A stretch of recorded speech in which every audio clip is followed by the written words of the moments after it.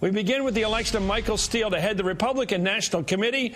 Karen Finney is the Communications Director for the Democratic National Committee. And Ron Christie is a proud Republican strategist who engineered today's feat. I'll take whatever credit. Well, I have to tell you, there must be some connection. Lay it out for me. Last week, the country relished the election, the inauguration of the first African-American president. Now we have the first African-American to lead the Republican Party. Is there a connection, sir? I don't think there's a connection, but I think this is a great movement for the Republican Party. Michael Steele is a very articulate person. He is one who can go to the airwaves, go to the rubber chicken circuit, if you will, and espouse what the Republican ideals are. How do we get out of having lost the last 2 election cycles, and how can we rebuild ourselves as a party? And the fact that he is black, I think, is a bonus. The Republican Party has long tried to have significant inroads and outreach with the African-American constituency.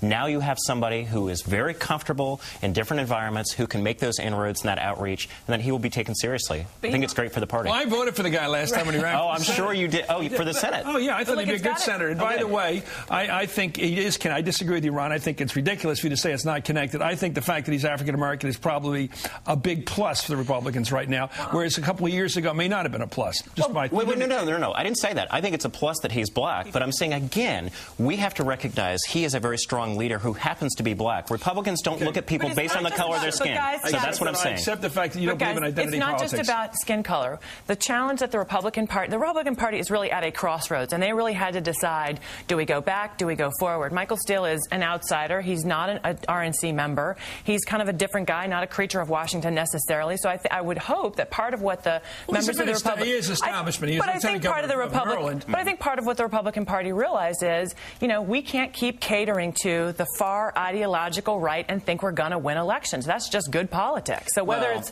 I don't know if it's catering to the ideological right, but look, you win elections by addition, not subtraction. We've been losing people. We've been losing people who say, why am I Republican? I think Michael Steele is a new brand and a new identity to say, we need to add to this party. We need diversity in this party. We want people in our party. By the way, he came through in that ticket with Ehrlich a couple of years back. I think he got your party to pull a big upset. Maryland is almost automatically Democrat. Yep, you won the governorship there with him running on that ticket. I think he's proven himself that way. Absolutely. No, absolutely. Look, and again, the question is going to be, though, for him, can he pull together all these disparate factions within the Republican Party?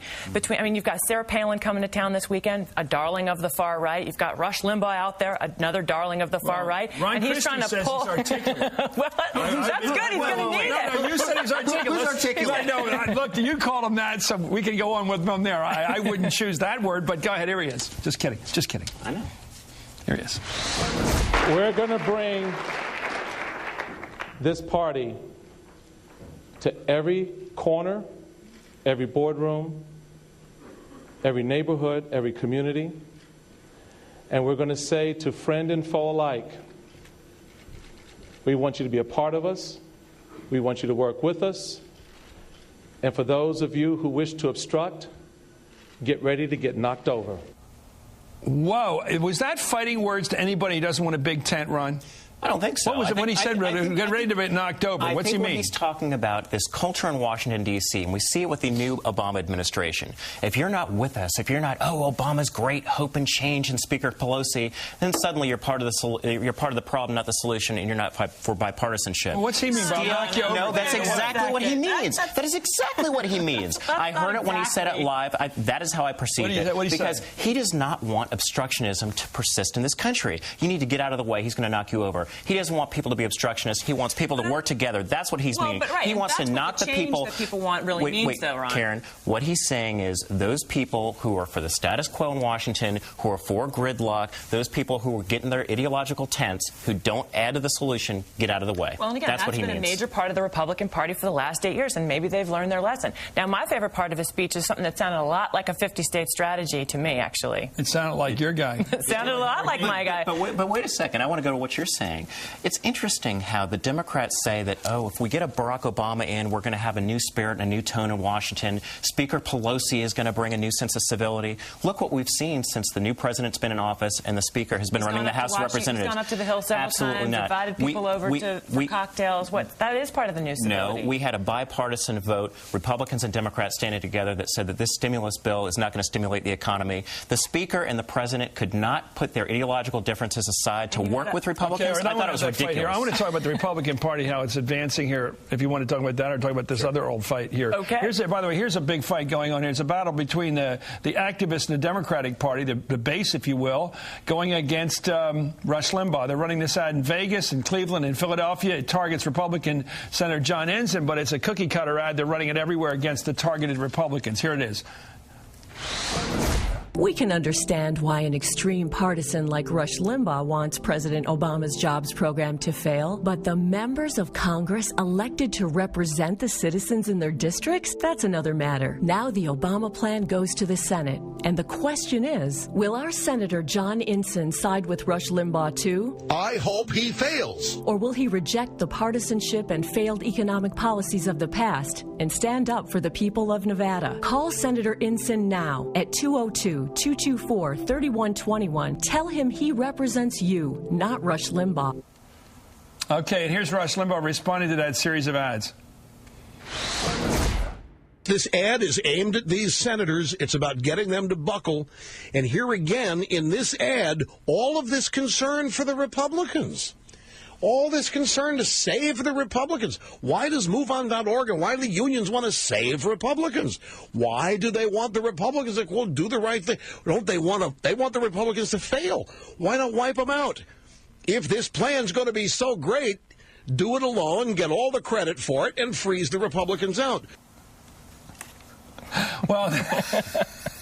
Well, Rush Limbaugh seems to be having a week of his life here because I think that the new president made a mistake by tagging this guy as the leader of the opposition. He made him even bigger in his own mind than he is already, which seems almost impossible.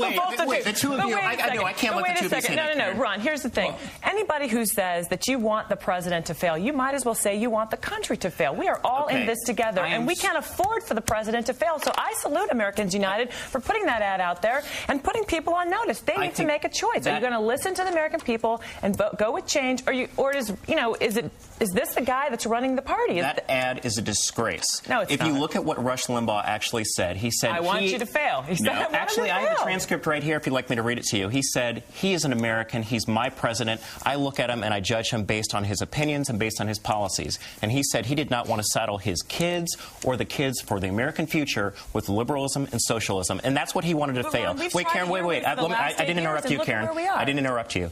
It is a disgrace to go after Rush Limbaugh and say that he's the voice of the Republican Party, he's the leader. Rush Limbaugh, Mark Levin, a lot of conservative radio talk show hosts represent tens of millions of Americans who are tired of President Obama and Nancy Pelosi trying to ram a bill through. They're not working in a bipartisan fashion. So to suggest that this ad, it's Limbaugh's fault and the Republicans, I think is a disgrace. I don't think what the ad is saying is that it's Limbaugh's fault. What it's saying is, Rush Limbaugh is one part of your party. Is that who you listen to? No, they're saying follow Rush Limbaugh. No, they're saying, or do you listen to the people of your district who need economic relief? Actually, what these members are doing are listening to the tens of millions of their constituents who say that they should be doing. An $825 billion stimulus bill that doesn't stimulate the economy is a joke, and it's a waste, and it's going to saddle the American people.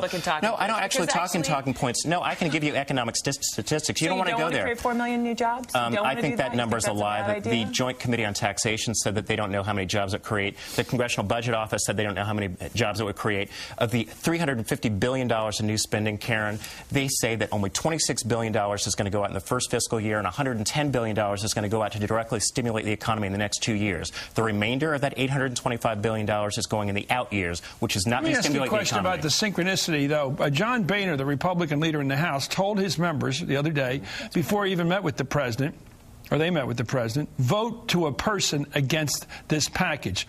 Rush Limbaugh said, I want this package to fail. What's the dime's worth of difference between Rush Limbaugh and the Republican Party? What is the difference between the two of them? The difference is that Rush Limbaugh is not a Republican. He's a conservative, and he's an entertainer, and he has a radio talk show. John Boehner is the leader of the Republican Party, and he speaks for his members. But on the issue, what's the difference? But to the point that Chris is making, John Boehner and Rush Limbaugh said the same thing. They wanted it to fail, and there was a straight party line vote. After the President of the United States States, went up there several times, consulted with them, had them over to the White House, tried to get their ideas, and what did they say? We're going to go straight party line vote. That has not changed. Actually, that is more the same, and you know it. Okay, Karen, so let's see. What happens? The President of the United States goes to Capitol Hill, then the Speaker shuts them out of the negotiation process, doesn't accept any of their amendments, doesn't have an open floor process, says, oh, let's go have some tea, let's go have some drinks at the White House, but we don't want your input. I want you to imagine something. The Republican marching band, right? Yes. Who's playing the clarinet and who's playing the tuba?